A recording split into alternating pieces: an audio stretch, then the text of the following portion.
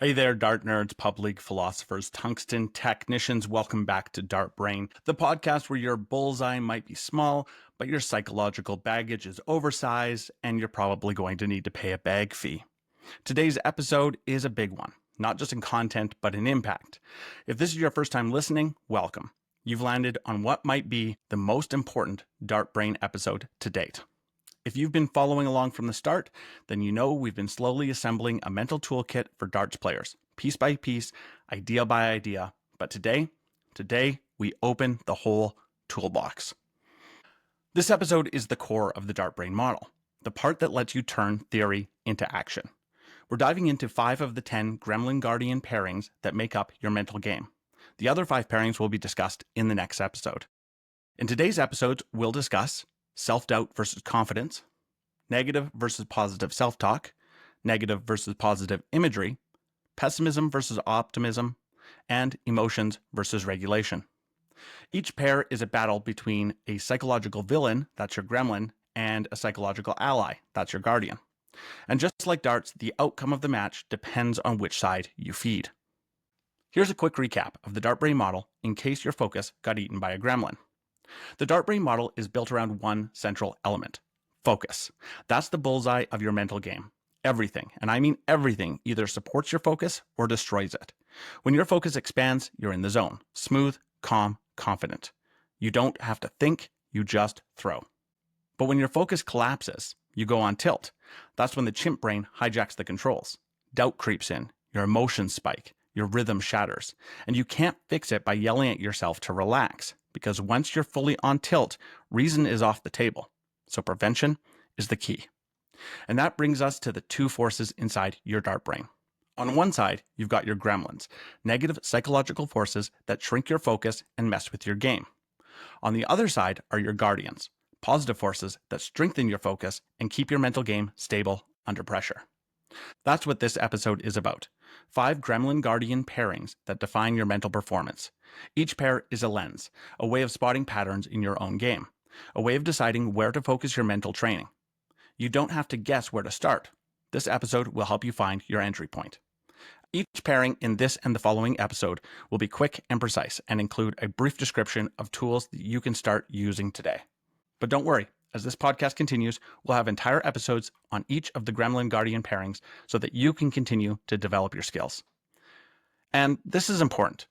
You don't need to fix all your gremlins in one attack. You can take them down one at a time.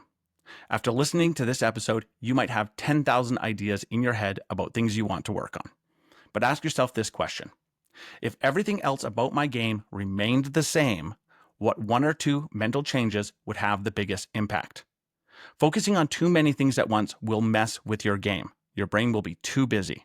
Like I've said before, this process takes time, effort, and commitment. So commit to improving your mental game in 1 or 2 ways, not 47. We'll go through each of the 5 pairs one by one. We'll explain what they are, how they show up in darts, and what you can do about them. Expect some examples, a few laughs, and maybe a few uncomfortable moments when you realize, oh no, that's me. Or, Yoko, oh no, that's me, if your name is Michael Katana. Now, one quick ask before we dive in. I've been thinking about creating a DartBrain workbook, a physical or maybe digital guide that you can use to identify patterns, track your progress, and build your own mental training plan. But before I go full mad scientist on this thing, I want to know, would you use a workbook? Let me know in the comments on the DartBrain Facebook post for this episode. If there's enough interest, I'll make it happen. All right, deep breath, focus up. Let's take the next step in mastering your mental game, because understanding your gremlins and guardians, that's how you stop surviving matches and start commanding them. Pairing 1, self-doubt versus confidence. The main event bout of your mental game. Let's kick things off with the heavyweight championship of the DartBrain psyche. In one corner, the most dangerous, most slippery, most quietly destructive gremlin of them all, self-doubt. And in the other corner, the most powerful, most stabilizing, most zone-unlocking guardian, confidence. This isn't just any Gremlin Guardian battle. This is the big one. If self-doubt is in control, the rest of your mental game becomes a house of cards. And if confidence is active, everything gets easier. Your thoughts calm down, your body flows, your focus expands, you stop questioning yourself and start executing. Let's dig into why. Self-doubt is sneaky. It doesn't always yell. It whispers. It taps on your shoulder just before you throw and says, "You sure about this?" It second guesses your aim, your grip, your worth. It's the one that makes you hesitate mid-throw, question your setup, and wonder why you even play this game. Self-doubt doesn't need evidence. It creates its own. One missed double becomes "I always miss." One bad match becomes "I'm not good enough." It turns short-term performance into long-term identity, which doesn't make any sense at all. And worse, it disguises itself as humility, caution, or realism. But it's not realistic. It's corrosive. Self-doubt shrinks your focus from the bullseye to your insecurities. It hijacks your attention and turns it inward, away from the board and toward your flaws. That's how it wins, not by shouting, but by distracting. And once self-doubt is active, your other gremlins, negative self-talk, pessimism, fatigue, start to pile on. It's the gateway gremlin. Now let's meet your champion, confidence. But let's be clear, confidence isn't ego. It's not walking around puffed up like a Premier League striker after a lucky bounce. Confidence is grounded, quiet, anchored. Confidence is the steady belief that you can do what you've trained to do, even under pressure. It's not fake bravado. It's built from repetition, preparation, and the decision to trust yourself when it matters most. In fact, confidence is the only guardian that improves the performance of all the others. A confident player focuses better, regulates emotion better, rebounds from adversity faster. Confidence doesn't guarantee success, but it gives you access to your actual level of ability. Without it, your skill is buried under second guessing. You might be physically capable of hitting that double, but if confidence isn't active, you won't throw like you are. Confidence has been a central theme in sports psychology for decades. Beale's model of sports confidence outlines 3 pillars of confidence. 1. Preparation, physical and mental training. 2. Past experiences, your successes and failures. And 3. Self-preparation, how you carry yourself, think, and speak. When these are solid, confidence becomes your default state. When they're shaky, self-doubt slips in through the cracks. And here's where it gets real. Research shows that confidence is more predictive of performance than actual ability. Why? Because performance under pressure depends less on what you know and more on how freely you can access it under stress. Confidence opens the tap. Self-doubt closes it. You can tell if confidence or self-doubt is in control by conducting a self-check. A self-check is a powerful tool because it's technical and activates your professor, putting your logical, rational brain in command. You might be battling self-doubt if you apologize for your performance while playing, say things like, "I'm just not a pressure player," constantly change your mechanics mid-match, or feel the need to justify your presence at higher levels. Conversely, you're probably aligned with confidence if you focus on the process, not just outcomes, keep your routines consistent even when under pressure, bounce back quickly from mistakes, and believe you belong in the room, even on your off days.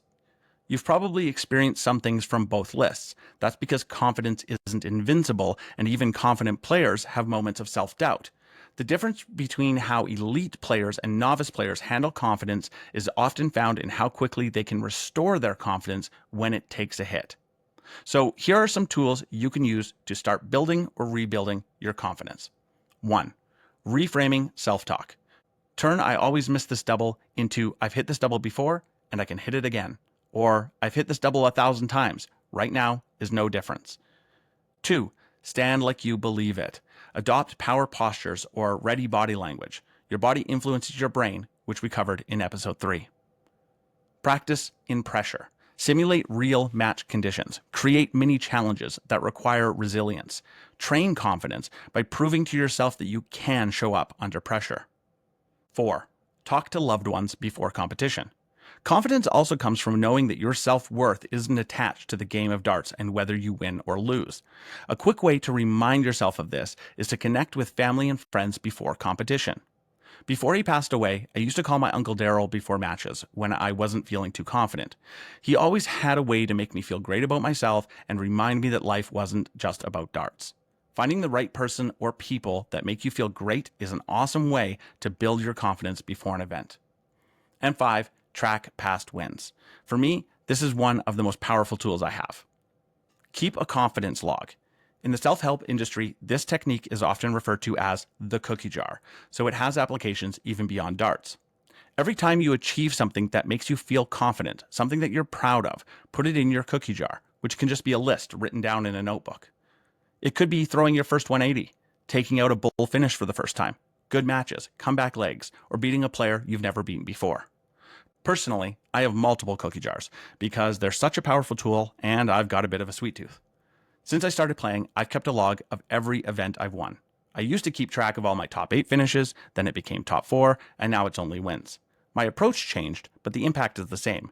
It's a reminder that I can win, and that I have won, and that I will win again. I also have an outs record, where I'm keeping track of all the finishes I've taken out from 99 to 170. I'm still missing 18 of the 65 outs, but I'm confident I'll get there. These are records I keep for myself, something that inspires me and reminds me that my efforts haven't been for naught. Confidence thrives on memory, so fill up your cookie jar and review it before tournaments or league night. An important note about confidence. Confidence rises and falls based on your preparation and performance. That means you are likely to feel more confident when you're playing well and likely to feel more self-doubt when you're playing poorly. But here's the thing. While confidence may bounce around like a yo-yo, your skill level doesn't. Playing a bad match doesn't mean your skill level has deteriorated, and it can be incredibly helpful after a match to remind yourself that your skill is unchanged and you can turn it around in a heartbeat. I've played 2 tournaments recently where my initial knockout rounds were terrible. My averages were well below what I expect. But I didn't let it get to me. I stayed on the board, kept working on cleaning up my throw, and in both cases, I went on to make the final after turning my game around in the later rounds. Don't let one bad shot, leg, or match convince you that you're not capable. Even the pros throw bad legs. Self-doubt is the gremlin that starts the party. If left unchecked, it invites all its friends. But confidence is the bouncer. It decides who gets in and who stays out. You don't need to eliminate self-doubt forever. That's unrealistic. You just need to turn down its volume and crank up your confidence loud enough that you can hear it over the noise. So next time you're standing at the hockey and that little voice asks you, "Are you sure you can hit this?" Just let confidence answer, "Yes, I've done it before and I'm ready to do it again." Pairing 2, negative versus positive self-talk. Let's talk about the voice in your head. No, not the chimp for a change. I mean the internal commentator that narrates your every move, especially when you're throwing poorly. The one that says things like, "Here we go again," or "Of course you missed," or "You absolute melon." Welcome to the world of self-talk, one of the most direct and powerful tools in your mental game. It's also one of the most undertrained. Negative self-talk is a professional hater. It's judgmental, sarcastic, and has the emotional maturity of a pub heckler with a losing bet. And it lives rent-free in your brain. It usually kicks in after a miss, but the best ones start before you even throw. "You never hit this double. You're going to choke again. Why are you even playing this tournament? I could have stayed home and watched Netflix instead of embarrassing myself." Negative self-talk doesn't care if it's true. Its job is to undermine your belief, amplify your mistakes, and shrink your focus until the only thing you can see is what's going wrong. It's also deeply convincing because it sounds just like you, but it's not. It's a gremlin with a megaphone and an attitude problem. Now, let's talk about positive self-talk. But let's not confuse it with the kind of forced affirmations that are probably hanging on posters in your workplace. This isn't about chanting, "I'm a magical unicorn of success" between legs, unless you're Daryl Walsh, of course. Positive self-talk is practical. It's instructional. It's a mental coach that tells you what to do, how to do it, and how to refocus when things go sideways. While negative self-talk dwells on failure, positive self-talk focuses on solutions. Smooth follow-through. Stick to the routine. Next dart. Let's go. It helps regulate emotions, reinforce confidence, and guide attention, especially under pressure. And research backs this up in a big way. According to researchers, self-talk influences performance by affecting 3 key areas. 1, cognition, what you focus on. 2, motivation, your willingness to persist. And 3, emotion, your arousal and control. Athletes who train their self-talk perform better, recover faster from errors, and stay mentally engaged longer. Put simply, your internal voice becomes your external result. So if you're constantly telling yourself, "Don't mess up," your brain is locked on messing up. You're giving your subconscious a target, just the wrong one. Let's do a self-check. You're probably battling negative self-talk if you mutter insults under your breath after bad throws. "Idiot," "useless," "classic me." You start mentally spiraling after one bad visit, or you use sarcasm to avoid feeling disappointment. You're aligned with positive self-talk if you use cue words before each throw, you reset quickly after mistakes, and you speak to yourself like a supportive coach, not an angry subreddit. Here are some tools you can use to rewire that internal dialogue. 1. Use do language instead of don't language. Here's an example. Don't miss high becomes aim for the middle of the single bed. Negative phrasing activates avoidance systems. Do language creates clear motor instructions. 2. Pre-throw cue phrases. Choose 1 to 3 short phrases that remind you of your best mechanics. Smooth, loose hand, hit it. Say it, mentally or aloud, before each throw to program your brain. 3. Name your inner coach. Give your positive voice a name or persona. It could be Calm Kevin, Focus Fiona, Dart Dad, the Professor.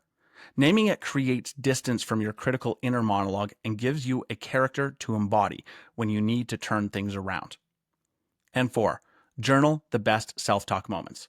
After practice or matches, jot down self-talk that helped you perform. Build a playlist of greatest hits you can come back to. Self-talk is a habit.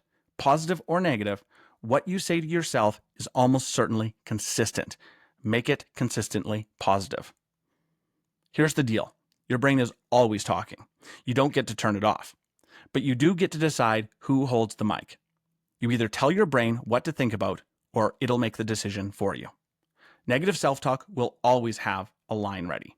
It's fast, it's sharp, and deeply unhelpful. But positive self-talk? It's like a great doubles partner. Calm, reliable, and there to remind you you can hit this next one. You don't need to be endlessly optimistic either. This isn't a pump you up motivational speech. They tend to be too emotional anyways. You just need to be constructive. Your darts respond to direction, not discouragement. So the next time you hear your voice saying, "You always mess this up," respond with, "Not today." Smooth, follow through, let's go. Because if you're going to listen to anyone in your head, it might as well be someone who wants you to win. Pairing 3, negative versus positive imagery. Your mental movie is either an Oscar winner or a horror film. Let me ask you something. When you step up to the hockey and close your eyes for a split second, what do you see? Do you picture a smooth throw, a dart floating effortlessly into the double you need? Or do you see the dart clank off the wire, drop to the floor, and bounce into the pub carpet like it's auditioning for a job in disappointment? Welcome to the world of imagery. The mental movies your brain plays before, during, and after every throw. And like self-talk, imagery can either build your performance or absolutely sabotage it. Negative imagery is the brain's equivalent to a jump scare. It doesn't just predict failure, it rehearses it. It plays in full HD, sharp focus, dramatic angles, instant replays of every bounce out and missed double you've ever thrown, and it loops again and again and again. You might not even realize it's happening. Maybe you stare at the double 16 and think, "Don't pull it inside like last time." And before your body moves, your brain cues up the exact image of that miss. Congratulations, your gremlin just gave your motor cortex a free training rep in failure. Have you ever missed an important double and then replayed that miss over and over again? Told everyone how you lost, but how you had 5 darts of the double to win it in the 4th leg and 2 more darts in the 5th leg? What are you imagining?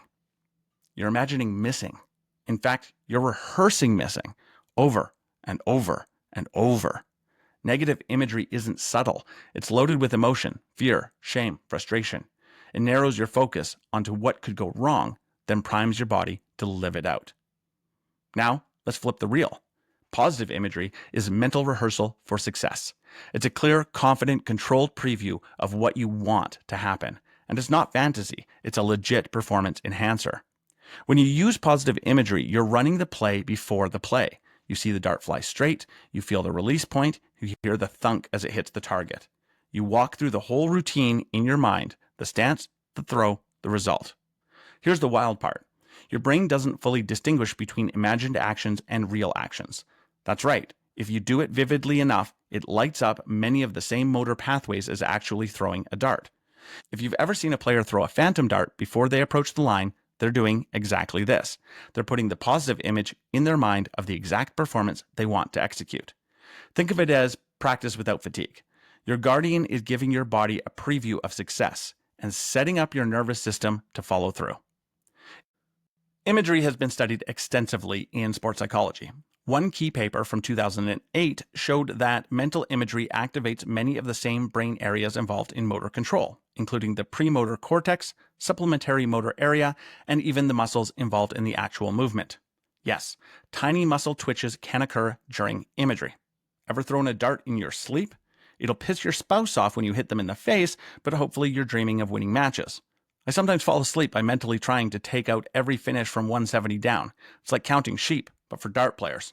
I don't think I've ever made it out of the hundreds. There's even evidence from Soviet-era sports scientists, those terrifyingly efficient masterminds of performance, who trained athletes exclusively using imagery when physical training wasn't possible. The results? Improved outcomes across strength, precision, and execution. Hard to believe, right? No performance whatsoever. Only imagining improves performance. In darts, this matters because every throw is a repeatable motor pattern, and imagery strengthens that pattern without the risk of physical fatigue or burnout. Negative imagery might be running your show if you pre-play failure outcomes. Don't go low again. Hello, double 19. You replay past mistakes on loop. You feel tense before throws even in practice. You visualize your opponent succeeding and yourself failing. Positive imagery is active when you see your throw landing perfectly before it happens, you run mental rehearsals before matches, you mentally rehearse pre-shot routines or focus cues, and you feel more calm and prepared even without recent practice. So let's get practical. Here's how to shift your mental cinema to the right channel. 1. Daily imagery reps. Before practice or matches, spend 2 to 3 minutes with your eyes closed. Visualize your full routine. See the dart, hit the target, hear the sound, feel the rhythm. The more sensory rich, the better. 2. Correct and replay. If a throw goes poorly, don't just replay the failure. Pause, close your eyes, run the scene correctly. You're training your body to move toward the image you hold. 3. Anchor the image. Pair your imagery with a breath or cue word, like smooth. That anchors the mental image to the physical rhythm. And 4. Use video to build imagery. Watch a clip of yourself throwing well. Then, close your eyes and replay it internally. You're programming success with real evidence. You're already using imagery. Every time you anticipate a miss, you're practicing it. Every time you relive a bounce out, you're reinforcing it. So why not flip the script? Positive imagery isn't about pretending you're perfect. It's about training your brain to focus on what works, to see the shot before it happens, to create internal alignment before external execution. Your brain is always making movies. Just make sure they're the kind that end with you hitting the double and doing a little strut back from the Aki like a 9-year-old that just got a free ice cream cone. Kids, don't take candy from strangers. Pairing 4, pessimism versus optimism. Your brain is making predictions. Make sure they're not doom forecasts. Let's be honest. Darts is a game of fine margins and questionable coping mechanisms, and few things collapse your focus faster than expecting things to go wrong before they even start. This one's not about unicorn-level positivity or pretending that missing a double by a foot was just part of the plan. This is about your mental predictions, the ones you make automatically, because what you expect to happen shapes what actually happens. Pessimism is the snarky voice that pipes up before the dart even leaves your hands. You're going to miss. This is where it falls apart. Well, you had a good run. You can probably already see how pessimism and negative self-talk work together. Pessimism isn't dramatic. It's insidious. It sounds like realism. It feels like wisdom. I'm just being honest with myself. But there's a difference between being realistic and being resigned. Pessimism primes your brain to focus on failure. It pulls your attention towards everything that could go wrong, and in doing so, narrows your focus, increases your tension, and activates your gremlins. It's also sticky. Once pessimism settles in, every missed dart becomes confirmation. It builds the case against you, then sits back with the popcorn and says, "Told you so." Now, before you roll your eyes, let's define optimism properly. Optimism is not delusion. It's not pretending everything's fine when it's clearly falling apart. It's the habit of looking for solutions instead of spiraling into despair. It's choosing to frame challenges as temporary, specific, and workable rather than permanent, personal, and catastrophic. Optimism doesn't ignore mistakes. It just doesn't build a personality around them. When your optimism guardian is active, you still miss. You still get frustrated, but you say things like, "Okay, next one." I've hit this before, let's stay in it. You stay available for success instead of pre-booking a front row seat to your own collapse. This Gremlin Guardian pair is grounded in explanatory style theory, which states that how you explain setbacks to yourself determines your level of resilience, which is another one of your guardians. Pessimists explain failure as permanent, I'll never hit that double, personal, I always screw this up, and pervasive, nothing ever goes right for me. Optimists, on the other hand, frame it as temporary, that was just one throw. Impersonal, that wasn't my best setup. And specific, my focus slipped that turn. Why does this matter? Because your brain listens. The way you interpret misses and mistakes affects your emotional state, your motivation, and your confidence. If your inner voice writes you off after a single bad visit, your performance will follow the script. Your pessimism gremlin may be steering the ship if you say things like, "Here we go again," after one missed dart. You expect to lose before the match starts. You mentally check out as soon as things go sideways, and you treat every mistake as evidence of personal failure. Your optimism guardian is working if you reframe mistakes and keep competing, you talk to yourself in a problem-solving tone, you bounce back within the same leg or set, you carry hope into tight matches even when behind. Let's turn those storm clouds into something a little more playable. 1. Reframe your inner dialogue. After a miss, catch the first thought. Was it predictive of doom? If so, pause and replace it with a neutral or constructive version. That was just one dart. Let's go again. Still my throw, still my leg. 2. Name the gremlin. Externalize the pessimist. Give it a name. There's negative Nigel again, predicting disaster. Or that's my chimp getting angry he's out of bananas. The more distance you create, the less power it holds. 3. Practice temporary explanations. Write down a recent failure. Now, rewrite the explanation using the optimistic style. That was temporary. It was a bad day, not a bad career. It's fixable. And 4, use yet language. Pessimism says, I can't hit this. Optimism says, I haven't hit this yet. It's one word, but it completely shifts the timeline. One is final, the other is open. When I'm playing with newer or less experienced players, I love to set them up on 170. Why? Because they'll never catch the big fish if they don't have chances. They'll also never hit it if they don't tell themselves they can. I try to give them that positive reinforcement. Pessimism loves darts because it's a game where failure happens constantly. How many of your darts actually hit your preferred triple? It's a small percentage. Even the best players miss more than they hit. But your mindset about those misses, that's where the game really lives. Optimism doesn't mean you'll win every leg, but it does mean you'll stay in the leg enough to compete. It means you'll keep throwing with intention, even when the scoreboard isn't in your favor, because you're never more than 9 darts away from winning a leg. And that's the difference between falling behind and falling apart. So the next time you hear yourself say, "Of course I missed, I always do," stop, take a deep breath, and reply, "Nah, that was just one dart. I'm still in this." Because optimism isn't naive, it's tactical. Pairing 5, emotions versus regulation. The chimp's meltdown and the magic of staying cool. Let me paint you a picture. You miss a big double. You clench your teeth. You mutter something under your breath that rhymes with duck. Your heart rate spikes. Your next throw, it's not just rushed, it's full-on rage release. No focus, no touch, just fury. Congratulations, your chimp brain just took the wheel and your focus has officially left the building. Welcome to your 5th Gremlin Guardian matchup, emotions versus regulation. This one's about emotional control, or lack thereof, and how the ability to feel without falling apart might just be the greatest competitive weapon. Now let's be clear. Emotions themselves aren't the enemy. They're natural. They're informational. You can't get rid of them. They tell you what matters.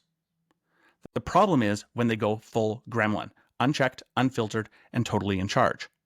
Unregulated emotions spike your adrenaline, hijack your breathing, distort your focus, and shatter your routine. That little miss on double 10 suddenly feels like a full-on existential crisis. You're not just annoyed, you're in full chimp meltdown mode. And once the chimp's driving, good luck taking him down.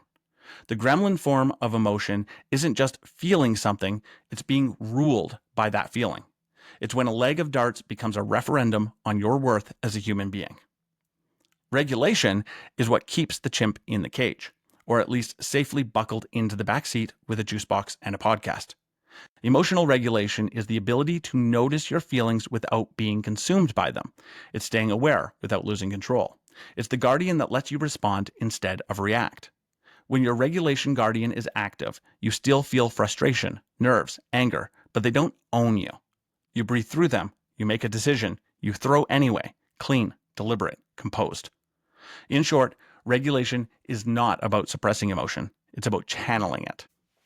Psychologist James Gross developed a model of emotional regulation that breaks it into two major strategies. One is reprisal, changing how you interpret the situation, such as, this isn't a disaster, it's a challenge, I can respond. Or, I'm not blowing it, I'm just learning to play under pressure. You can probably see again how self-talk and optimism play a role here. And two, response modulation, changing how you physically react. Breathing, posture resets, facial relaxation, anything to downshift your arousal state and get back to neutral. Research shows that athletes who regulate their emotions well perform better under pressure, recover faster after mistakes, and experience lower overall performance anxiety. In other words, feeling things is fine, flooding yourself with emotions is not. You might be battling your emotion gremlin if you have emotional outbursts mid-match, you throw harder or faster after a miss, you physically pace, slam your darts, or visibly slump, you stop thinking tactically and just react. On the other hand, you're working with the regulation guardian if you can name what you're feeling and stay composed, you pause or breathe after a bad visit, you respond to pressure with routines instead of panic, and you stay present in the match even when behind. Let's build some chimp-proof fencing for your emotional regulation. 1. 3-breath reset.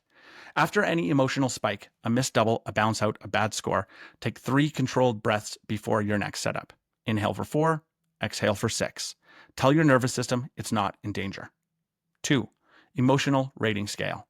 Before and during a match, rate your emotional state from 1 ice cold to 10 volcano. Aim to stay in the 4 to 6 range, alert but calm. Awareness alone increases regulation. 3. Reprisal mantras. Prepare 1 or 2 calming phrases for moments of tilt. Breathe, reset, still in this. That was one visit, not the whole match. Personally, I use something called a systems check that we'll cover in more detail in a future episode. But the basic approach is to slow down and consciously check that I'm doing all the things in my routine that help me be successful. Because when I'm emotionally on tilt, I'm far more likely to skip steps, do them too quickly, do them poorly, and anything like that. This activates the professor brain and prevents me from doing things I wouldn't normally do if I weren't emotionally charged. And 4, chimp management reminder. Remember, you can't reason with a chimp mid-tantrum. Your job is to stop it from taking over in the first place. That means catching the emotions early and responding with intention. Darts is a mental game, disguised as a throwing contest, and nowhere is that more obvious than when emotions take over. You can be the most technically sound player in the world, but if a missed double sends you into a psychological tailspin, you're not playing the same game anymore. You're playing survival, and gremlins thrive in survival mode. But with practice, you can build the muscle of regulation. You can get angry without imploding. You can feel fear without flinching. You can ride the waves instead of being dragged under them. Because remember, top players still feel emotions. They've just trained their body and mind to react with top performance when emotions kick in. Regulation isn't about being a robot. It's about being a professional. And that starts with a breath and a pause, and the choice to throw the next dart like the match just started. All right, let's hit the recap bullseye. Today, you met 5 of the most powerful forces inside your brain, each pair a tug of war between sabotage and support. Self-doubt versus confidence, the heavyweight matchup. Self-doubt whispers lies, confidence counters with calm truth. Negative versus positive self-talk. You are always coaching yourself. The question is, are you a bully or a builder? Negative versus positive imagery. Your brain's movie projector is always running. Point it towards the outcome you want, not the one you fear. Pessimism versus optimism. How you explain your mistakes matters. Are they fatal flaws or just a bad leg on a good day? And emotions versus regulation. The chimp will show up. Your job is to keep him out of the driver's seat. These 5 pairs form the psychological foundation of your performance. And here's the kicker. You don't have to tackle them all at once. You just have to find the one that's most active in your game right now and start there. Your gremlins might be loud, but your guardians are always ready to respond if you know how to activate them. Breathe deep, focus up, and maybe tell your self-doubt it can take the night off. Your guardians have it from here. We've got 5 more powerful pairings to explore, and they're coming in the next episode. So if you're thinking, hey, what about stress? What about distractions? What about commitment? Don't worry, the rest of the gang's arriving soon. So until then, take a breath, trust your throw, and for the love of tungsten, don't let the monkey drive the bus. This has been DartBrain. I'm Clint Clarkson. Until next time, stay focused, throw with purpose, and train your DartBrain.